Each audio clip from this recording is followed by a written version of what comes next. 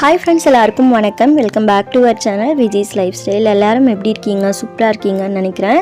இன்னைக்கு ஒரு இன்ட்ரெஸ்டிங்கான vlog தான் பார்க்க போகிறோம். இன்னைக்கு ஹஸ்பண்ட்க்கு ரெஸ்ட் தான். பவிக்கு மட்டும் தான் லஞ்ச் பேக் பண்ணி கொடுக்கணும். இப்போ டைம் பார்த்தீங்கன்னா 7:30 ஆகுது.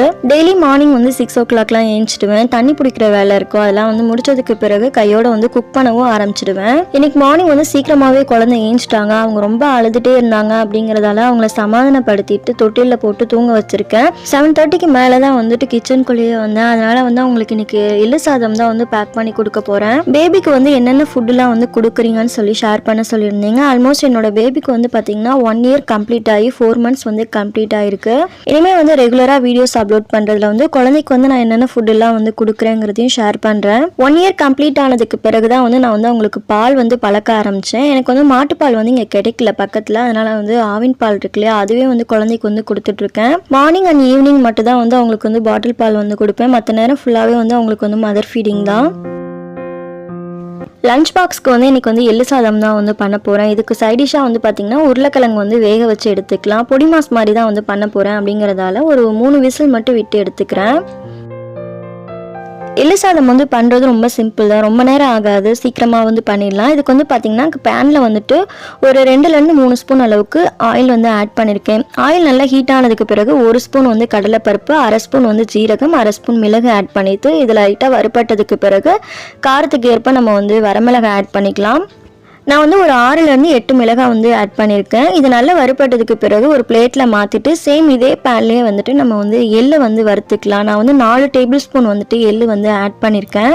ஹை ஃப்ளேமில் வச்சோம் அப்படின்னா ரொம்ப கருகிடும். மீடியம் ஃப்ளேமில் வச்சுட்டு எள்ளை வறுத்துக்கலாம். லைட்டாக பொரிய ஆரம்பிச்சதுக்கு பிறகு இதையும் பார்த்தீங்கன்னா ஒரு பிளேட்டில் ட்ரான்ஸ்ஃபர் பண்ணிடலாம். இது எல்லாமே நல்லா ஆறுனதுக்கு பிறகு மிக்ஸி ஜாரில் எல்லாத்தையுமே ஆட் பண்ணி நம்ம ஒன்றா அரைச்சி எடுத்துக்கலாம். பிரேக்ஃபாஸ்ட்டுக்கு கொத்தமல்லி சட்னி பண்ணலான் இருக்கேன், தோசைக்கு சைடிஷாக.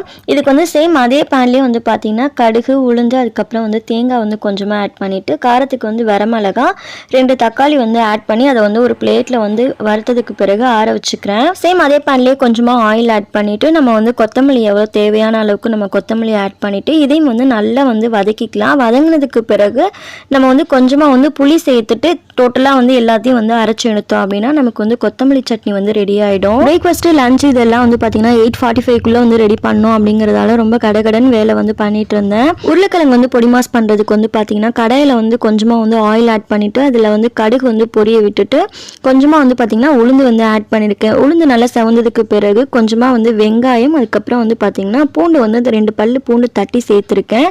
கூடவே ஒரு பெரிய சைஸில் இருக்க தக்காளி ஆட் பண்ணியிருக்கேன். 1/2 ஸ்பூன் போல் சோம்புத்தூள் சேர்த்துட்டு தக்காளியை நல்லா வதக்கிக்கலாம்.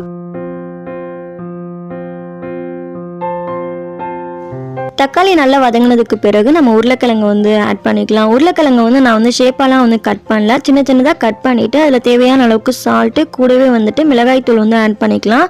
நான் இன்னைக்கு மிளகாய் தூளுக்கு பதிலாக குழம்பு மிளகாய் தூள் ஆட் பண்ணியிருக்கேன். குழம்பு மிளகாய் தூள் 3/4 ஸ்பூன் அளவுக்கு ஆட் பண்ணியிருக்கேன். மிளகாய் தூள் ஆட் பண்ணுறீங்க அப்படின்னா உங்களோட காரத்துக்கு ஏற்ப நீங்கள் அட்ஜஸ்ட் பண்ணிக்கோங்க. இது நல்லா மிக்ஸ் பண்ணதுக்கு பிறகு நம்ம ஸ்டவ் ஆஃப் பண்ணிடலாம். எள்ளு சாதம் பண்ணுறதுக்கு கடாயில் 3 டேபிள் ஸ்பூன் அளவுக்கு நல்லெண்ணெய் ஆட் பண்ணியிருக்கேன். ஆயில் நல்லா சூடானதுக்கு பிறகு இதில் கொஞ்சமாக கடுகு ஆட் பண்ணிக்கலாம். கடுகு பொரிஞ்சதுக்கு பிறகு இதில் 1/2 டீஸ்பூன் அளவுக்கு உளுந்து சேர்த்துருக்கேன். உளுந்தோட கலர் சேஞ்ச் ஆனதுக்கு பிறகு இதில் கொஞ்சமாக கருவேப்பிலை, கூடவே 2 வரமிளகாய் ஆட் பண்ணிக்கலாம். இது நல்லா ஃப்ரை ஆனதுக்கு பிறகு குக் பண்ண ரைஸை ஆட் பண்ணிக்கலாம். குக் பண்ண ரைஸை ஒரு பிளேட்டில் நல்லெண்ணெய் மிக்ஸ் பண்ணி ஆற வச்சுருக்கேன். அப்போ தான் பார்த்தீங்கன்னா ரைஸ் ஒன்றோட ஒன்று ஒட்டாமல் இருக்கும். ரைஸோட குவான்டிட்டிக்கு தகுந்தாப்புல தேவையான அளவுக்கு நம்ம எள்ளு பொடி அரைச்சி வச்சிருக்கோம் இல்லையா, அதையும் ஆட் பண்ணிக்கலாம். எள்ளு பொடி ஆட் பண்ணி மிக்ஸ் பண்ணும்போது நம்ம ஸ்டவ் ஆன்ல இருக்கணும்னு அவசியம் இல்லை. ஆஃப் பண்ணிட்டு நம்ம டேரெக்டாக ரைஸோட மிக்ஸ் பண்ணிக்கலாம். சாதத்துக்கு தேவையான அளவுக்கு சால்ட் ஆட் பண்ணிக்கலாம். நான் ரைஸ் வேகும் போதே கொஞ்சமாக சால்ட் ஆட் பண்ணியிருந்தேன். அதனால இப்போ கொஞ்சமாக தான் சால்ட் ஆட் பண்ணி மிக்ஸ் பண்ணியிருக்கேன். ஸோ அவ்வளோதான், லஞ்ச் பாக்ஸ்க்கு எள்ளு சாதம் ரொம்ப சூப்பராக ரெடி ஆயிடுச்சு.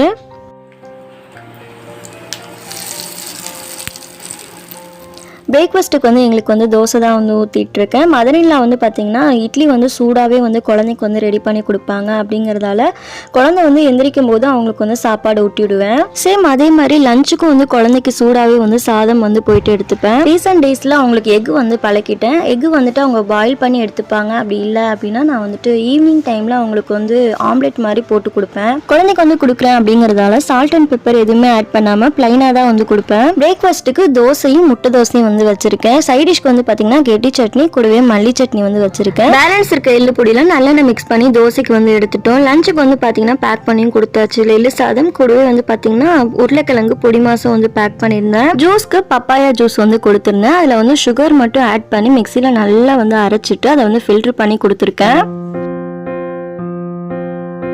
ஹஸ்பண்ட் வந்து பிரேக்ஃபாஸ்ட் கூடயே ஹாஃப் பாயில் வந்து கேட்டிருந்தாங்க. அதனால் வந்து அவங்களுக்கு வந்து போட்டு கொடுத்துட்டு பிரேக்ஃபாஸ்ட் வந்து கம்ப்ளீட் பண்ணிட்டேன். குழந்தைக்கு வந்து பார்த்தீங்கன்னா இட்லி வந்து சூடாக இட்லி இருக்குது. அதில் வந்து நட்ஸ் பவுடர் கொஞ்சமாக பாலில் ஆட் பண்ணிவிட்டு அதை காய்ச்சிட்டு ஃபில்டர் பண்ணி வந்து குழந்தைக்கு வந்து ஊட்டி விட்டுட்டேன். முந்தின நாள் வந்து தீபாவளி ஷாப்பிங்காக வந்து போயிருந்தோம். ட்ரெஸ்லாம் வந்து வாங்கலான்ட்டு ஈவினிங் டைமில் போனோம். அப்படிங்கிறதால மலையில் வந்து மாட்டிட்டோம். தீபாவளி வந்து நியர்பை வந்துடுச்சு. அப்படிங்கிறதால லெகின்ஸ் வாங்கும் போது எனக்கு சைஸ் வந்து கரெக்டாக வந்து கிடைக்கல. அதனால் வந்து என்கிட்ட இருக்க லெகின்ஸ்க்கு எது மேட்சாக இருக்கோ அந்த மாதிரி வந்து டாப்ஸ் வந்து வாங்கிக்கிட்டேன். ஒரே ஒரு டாப், அதுக்கப்புறம் வந்து பார்த்தீங்கன்னா சுடிதார் வந்துட்டு ஸ்டிச் பண்ணி வரும் இல்லையா, அது மாதிரி ஒரு பட்டியாலா பேண்ட் வச்சு ஒரு சுடிதார் வந்து வாங்கியிருந்தேன்.